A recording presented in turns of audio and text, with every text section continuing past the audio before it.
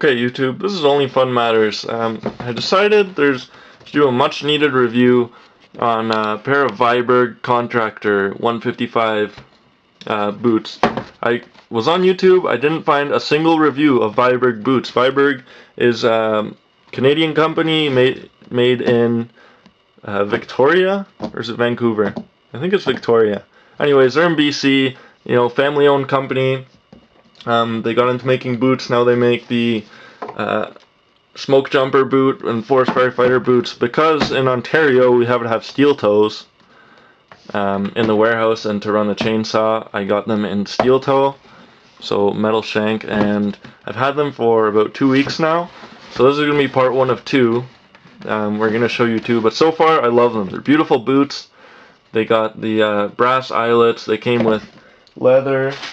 Laces. They were nice enough to send me some shoe grease for free as well.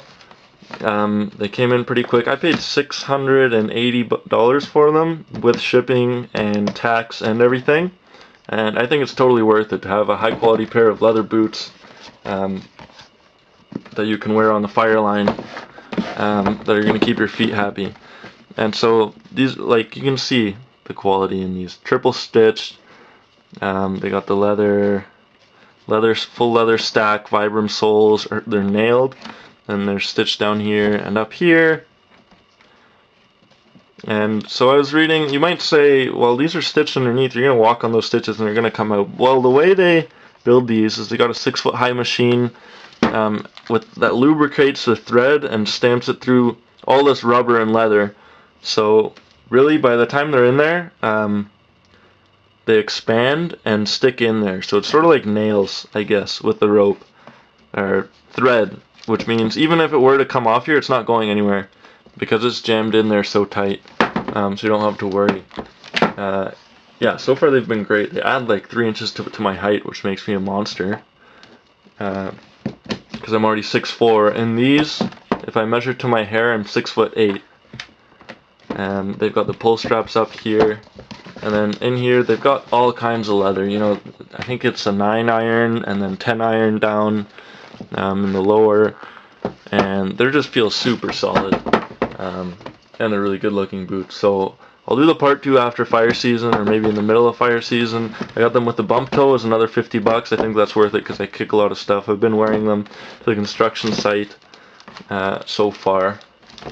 I got some saddle soap, Viberg's saddle soap, I think, just to clean them off because I was drywalling, and I know the drywall mud is just going to dry the shit out of them. So I just rub that on and then rub it off. I noticed down here, you see around the stack, the dye is sort of starting to come off, but you can buy some dye. That's all it is, some oil-based dye, I think, and you just rub it on there, wipe it off, and then it'll leave it black again. And taking care of these is important. So the break-in period, they say 100 to 150 hours. Shoe grease you're gonna need if you're on the fire line, because the leather just gets so dry that you gotta keep it greased up so it doesn't crack. But too much grease means the leather can't breathe because it's porous. It's like human skin. If you don't have grease, you can use just a regular hand moisturizer. Think of the leather, it's skin. So anything that's good for your skin is good for the leather skin. So if you have to, and it's getting dry, just throw some moisturizer on there. Keep them from drying out. And yeah, great boots. So now finally there's going to be a YouTube video about Viberg boots on the internet.